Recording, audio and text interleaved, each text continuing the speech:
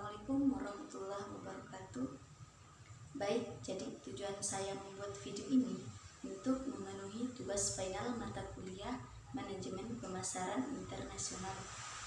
Jadi di sini saya akan menjawab 5 poin pertanyaan.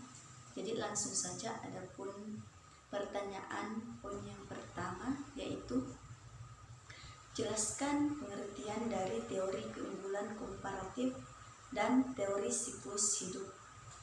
Baik, jadi teori keunggulan komparatif merupakan teori yang dikemukakan oleh David Ricardo dalam bukunya Principles of Political Economy and Action tahun 1817. Teori keunggulan komparatif adalah teori yang menyatakan bahwa barang yang memiliki nilai kegunaan pasti juga memiliki nilai penukaran.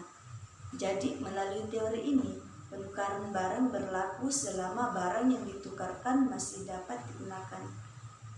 Kemudian teori siklus hidup. Jadi penemu teori siklus hidup produk adalah seorang ekonomi, yaitu Raymond Vernon pada tahun 1966. Hingga kini, teori siklus hidup produk masih merupakan model yang banyak digunakan dalam bidang ekonomi dan pemasaran. Produk memasuki pasar secara bertahap dan menghilang lagi. Menurut Raymond Vernon, setiap produk memiliki siklus hidup tertentu yang dimulai dengan perkembangannya dan berakhir dengan penurunannya. Jadi adapun 4 tahap dalam siklus hidup produk. Tahap yang pertama yaitu tahap perkenalan. Proses perkenalan produk merupakan bentuk awal dari siklus hidup produk, di mana produk ini mulai dipasarkan kepada khalayak umum. Kemudian tahap yang kedua yaitu tahap pertumbuhan. Nah, disinilah tahap di mana sebuah produk akan mulai berkembang pesat, dikarenakan masyarakat sudah mengenal seluk-beluk produk tersebut. Kemudian tahap yang ketiga yaitu tahap kedewasaan. Nah, di tahap ini produk akan mengalami penurunan karena beberapa faktor.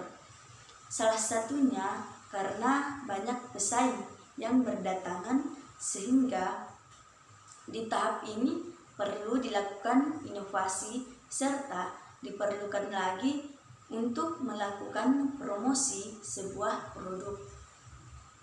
Kemudian tahap yang keempat yaitu tahap pemunduran. Nah, tahap di mana produk mengalami kemunduran. Pada tahap ini, sebuah produk harus diperbarui atau diganti dengan barang baru agar perusahaan tetap bertahan di pasar secara luas. Kemudian pertanyaan yang kedua yaitu jelaskan 3 jenis sistem perekonomian yang diterapkan di beberapa negara dan sistem manakah yang diterapkan pada Indonesia. Jadi sistem perekonomian yang pertama yaitu sistem ekonomi tradisional. Nah, sistem tradisional ini merupakan sistem paling konvensional dan kuno. Ada 2 elemen utama dalam sistem tradisional, yaitu menghargai tradisi dan minim limbah. Perekonomian tradisional identik dengan daerah pedesaan dengan hasil berupa pertanian. Kemudian sistem yang kedua yaitu sistem ekonomi pasar. Ekonomi pasar ini terlihat lebih identik dengan pasar bebas. Dalam sistem ini, organisasi yang dijalankan oleh masyarakat yang menentukan bagaimana perekonomian akan berjalan, bagaimana pasokan dihasilkan, hingga tuntutan apa saja yang diperlukan. Kemudian sistem yang ketiga yaitu sistem ekonomi sosialis. Jadi, sistem ekonomi sosialis adalah sistem yang masyarakatnya memiliki kesetaraan dalam kepemilikan atas faktor-faktor produksi.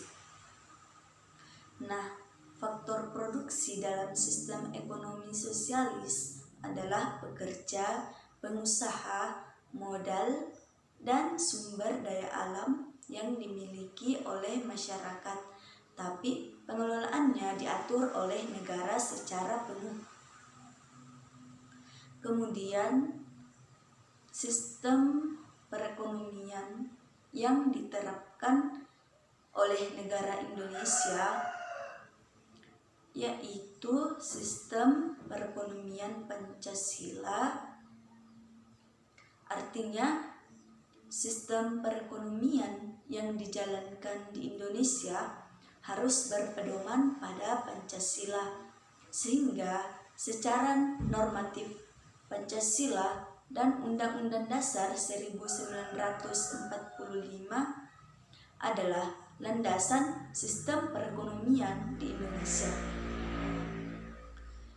Kemudian, pertanyaan yang ketiga yaitu sebutkan elemen-elemen yang mempengaruhi lingkungan budaya suatu negara.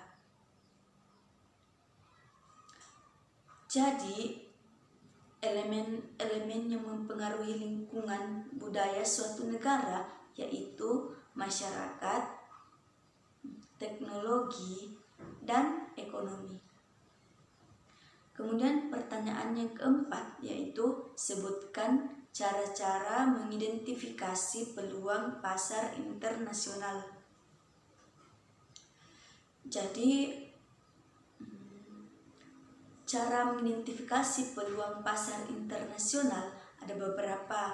Yang pertama yaitu mengevaluasi prospek, yang kedua analisis pesaing, yang ketiga memahami suatu pasar, yang keempat jelajahi peluang tidak langsung, yang kelima lihat faktor lingkungan, yang keenam menganalisis pasar pesaing, dan yang terakhir yaitu selidiki industri lain. Kemudian pertanyaan yang kelima atau pertanyaan yang terakhir yaitu sebutkan 3 keuntungan dari e-marketing. Jadi keuntungan yang pertama yaitu mampu menjangkau berbagai konsumen dalam suatu lingkungan yang belum dipenuhi oleh pesaing. Jadi keuntungan yang kedua yaitu target adalah konsumen yang telah terbagi ke dalam kelompok dan mengembangkan dialog berkelanjutan.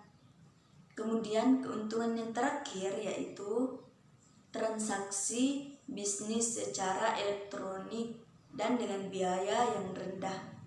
Email dan data file dapat dipindahkan kepada konsumen yang terpilih atau semua konsumen dalam hitungan detik.